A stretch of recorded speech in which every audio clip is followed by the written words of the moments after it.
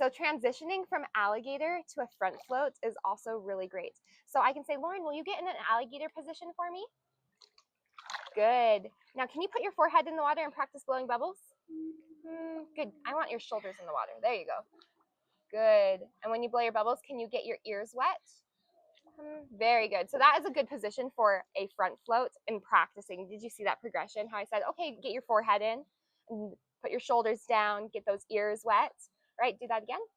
That is the position that she would want to be in for a front float. But notice her hands are still on the ground. So she has that sense of security and safety. As she gets more confident doing that, then we can progress to maybe letting her hands go. Even if it's 1 second, that is positive. So Lauren, I'm going to have you let go of your hands, be in an alligator, put that forehead in, and then you're going to let go of your hands. Good. So she's floating probably 4 or 5 inches off the ground, but again, she's in what she thinks is a safe area. If a child is not quite ready for letting go of their own hands to begin with, we can go into like a deeper part, and this can be more assisted by you.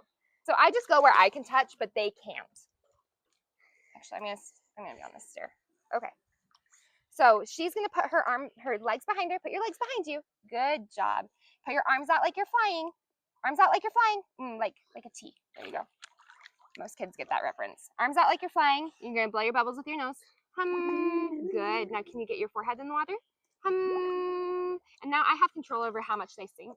Okay. And when I say sink, they're not like going all the way under sinking, but they will have a feeling of sinking for, that first inch as the water catches them and holds them. So put your face in.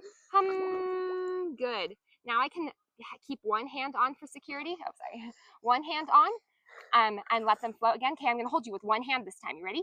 Okay, one hand, they can kind of feel that, and they can just slowly let go. Or I can slowly let go of 2 hands. Good job. Good job. Level 1 is really about doing it assisted. So my suggestion is when this is the first time you're introducing this skill, you're not letting go of them. And if you tell them you're not going to let go of them, you don't let go. Children need to have the trust in their parents or whoever is teaching them to feel like they can do it still.